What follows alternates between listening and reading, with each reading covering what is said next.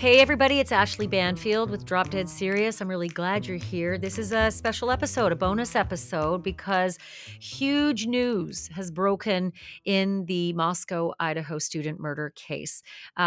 Look, we've been waiting 2.5 years to figure out what the heck is under the gag order. There has been so much secrecy in this case, but earlier this week, through a court document, the actual 911 call transcript was released of the call that came in to police the morning that the surviving roommates discovered something was terribly wrong in their home. And the transcript was elucidating, but also left a lot of questions. But now the call itself has been released, and my God, does it ever shed a lot of light.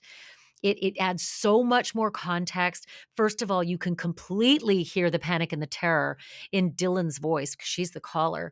You can also hear the panic among the males who have come over, the neighbors who have come over, and a lot of clues as to what they were doing while on that call and what they may have been seeing. The phone call in its entirety, the 911 call, is 4 minutes and 20 seconds long, and it is confusing and at times very difficult to hear.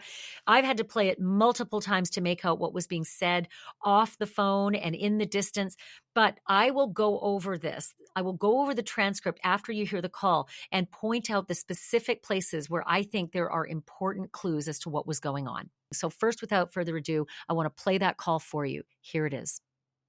11:55 a.m. 42 seconds, November 13, 2022. 911 location of your emergency. Hi, something is happening. Something happened in our house. We don't know what. What is the address of the emergency? 1122. What is the rest of the address? Oh, Kings Road. Okay. And is that a house or an apartment? It's a house. Can you repeat the address to make sure that I have it right? I'll talk to you guys. We live at the White, so we're next to them. I need someone to repeat the address for verification. The address, 1122 King Road. And what's the phone number that you're calling from? What's your phone number?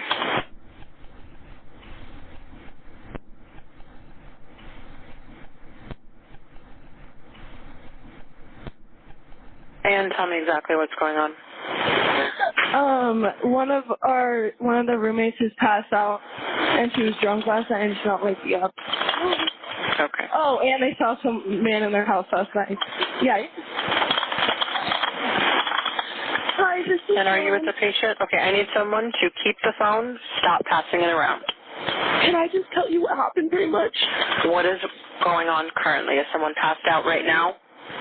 I don't really know, but pretty much at 4 a.m.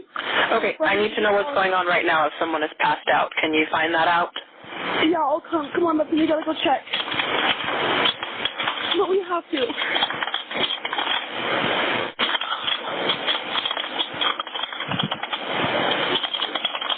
Is he passed out?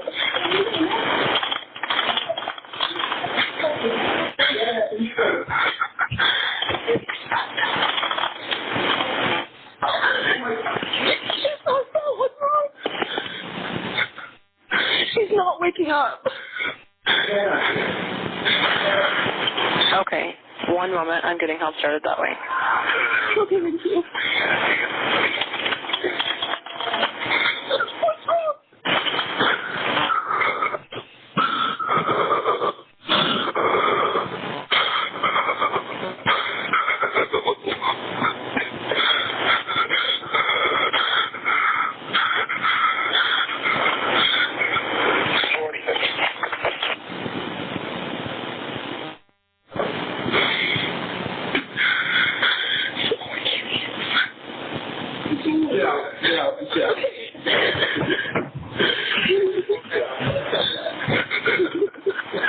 Okay, and how old is she? She's 20. 20, you said? Yes, 20. Here's one. Okay. Hello? Hello? Okay, I need someone to stop passing the phone around because I've talked to 4 different people. Okay, sorry, they just gave me the phone. Is she breathing? Hello? Is she breathing? No. Okay.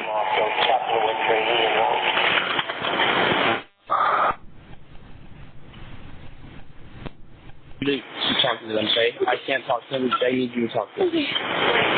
Hello. Okay. I've already sent the ambulance and law enforcement. Stay on the line. If there is a defibrillator available, send someone to get it now and tell me when you have it. Say that again.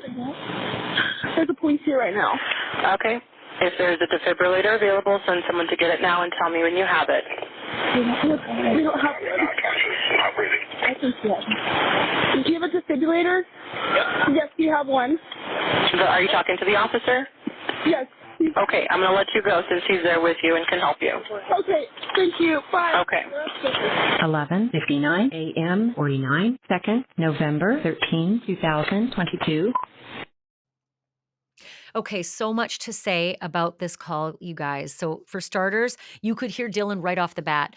Hi, something is happening. Something happened in our house. We don't know what. You can hear her level of terror. I don't know that it's the level of terror, though, upon finding a bloodbath.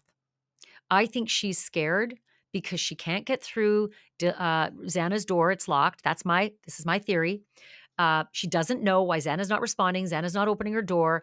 And she knows that she saw a guy in the house last night. And she's thinking maybe, oh my God, was that a drug dealer? Did they OD? Did Xana OD and I can't open the door? Okay. A neighbor's over there too, helping them. You heard that part, right? She says, I'm the neighbor. Or she says, I'll talk to you guys. We, live at the right. So we're next to them.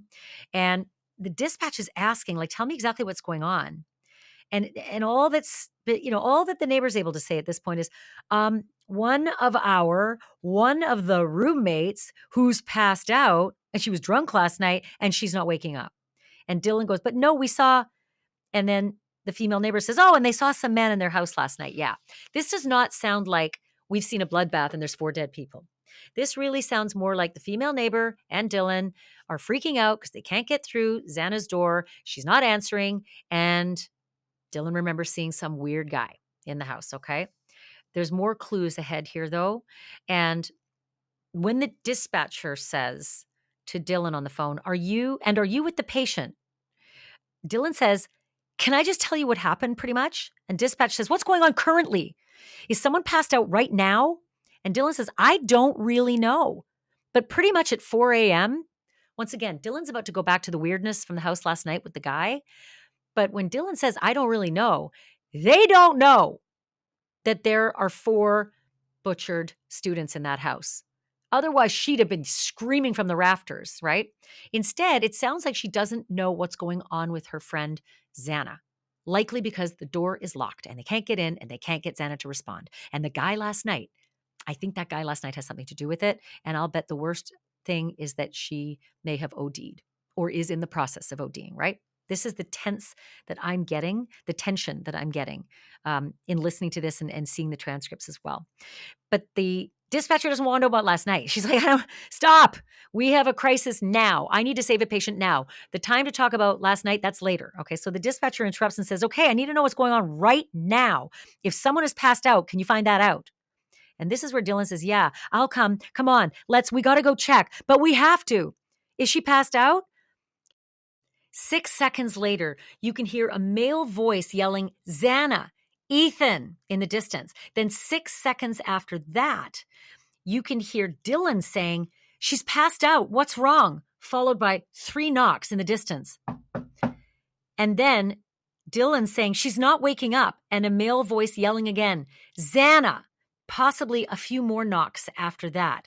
Then there are 40 seconds that pass between that moment and the next very important moment. And in that 40 seconds, there's some dispatch conversation, dispatching Moscow Law ambulance for 1122 King Road. First responder says 70 is en route. Dispatch says, okay, one moment. I'm getting help. Started that way. Dylan says, okay, thank you. Followed by, what's wrong? Then some heavy, disturbed breathing. Almost as though Dylan might be hyperventilating on the phone. And it's 23 seconds of this breathing before you hear Dylan whisper something that sounds like, come on, Kaylee, or poor Kaylee. and then something unintelligible, which might have been something about Maddie, but this is Dylan very distraught. And then it is followed immediately by that male voice saying, get out, let's get out, followed by what seems like footsteps going down the stairs. And when it comes to that male voice, Kaylee Gonzalez's family has said that the male voice on the call is Hunter Johnson, who is a fraternity brother of Ethan's.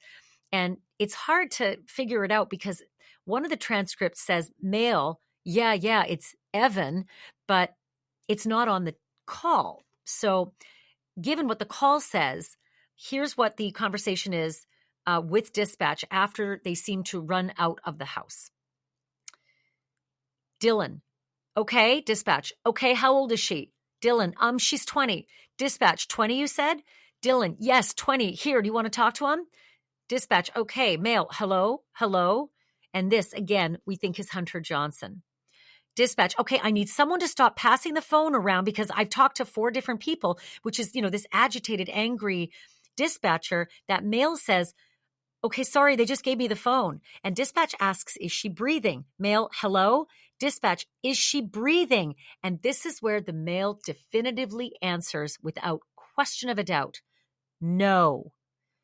And then dispatch says, okay, en route. The next thing is important too, because you can hear that male voice saying, you talk to them, Kay. I can't talk to them. They need you to talk to them. And Dylan gets back on the phone. Okay, hello? So it's very important to know that they're passing the phone back and forth, but it's helpful to get a picture of the frantic nature of what's going on. And it's also helpful to know that that male voice knows for sure that the person or persons in the house are not breathing at this point. Dylan gets back on. Okay, hello? Dispatch. Okay, I've already sent the ambulance and law enforcement. Stay on the line. Dylan, okay. Dispatch. If there's a defibrillator available, send someone to get it now. Goes on. Dylan says, say that again. There are police here right now. Now, the transcript says this. The transcript says that it's unintelligible, but you can hear it on the call. You can hear her saying, say that again. There's police here right now. Then you can hear the dispatcher saying, the patient is not conscious, not breathing. Again, it's been affirmative that there's someone likely dead at this point, likely because of that male responding no to the question, is she breathing? Dylan, unintelligible. Dispatch, okay, is there a defibrillator available? Send someone to get it. Dylan, we don't have one. Dispatch, unconscious, not breathing. There's the third reference to someone not breathing, that they're possibly dead. Dispatch, do you have a defibrillator? Responding officer now piping in, yep. Dylan, yes, we have one. Dispatch, but are you talking to the officer? Dylan, yes. Dispatch, okay, I'm going to let you go since he's there with you and he can help you. Dylan, okay, thank you, bye. Dispatch, okay, call ends, transcript continues. This is key. I don't know how long it takes for the next thing that I'm about to read, but if it is only within a minute or so, I think we know a big clue. Let me take you back. Dylan says, okay, thank you, bye. Dispatch, okay. First responder. This is not on the call, but on the transcript. Moscow 46 out. Dispatch, copy. First responder. 13, I think we have a homicide. So there's a first responder right away saying, I think we have a homicide. And it's all in line with this transcript. I don't know how much time went between Dylan saying goodbye and the first responder saying, I think we have a homicide. But if it is tight as it seems on this transcript, I think it means that the guy who said, get out, footsteps, boom, boom, boom, boom, boom, down the stairs, and then said to the dispatcher, is she breathing? No. Then I think that this guy might have wanted to get off that call. Like, Bethany, Dylan, you got to take this phone because he's hearing the sirens coming. He's seeing a cop and he needs to get to that cop ASAP and quietly without the girls hearing. It is way worse than we thought. It is a virtual bloodbath up there. Hence the officer then, I think we have a homicide. This is just my theory, but I'm trying to piece together such a confusing call through transcript and through, a faceless but voice-filled 911 call.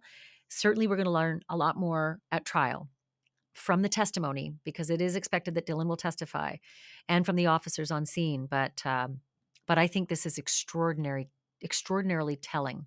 I'd really like to hear what you all have to say about it. Definitely, if you have been listening to this, subscribe. Make sure you get these, instant, quick bonus episodes that I drop unexpectedly.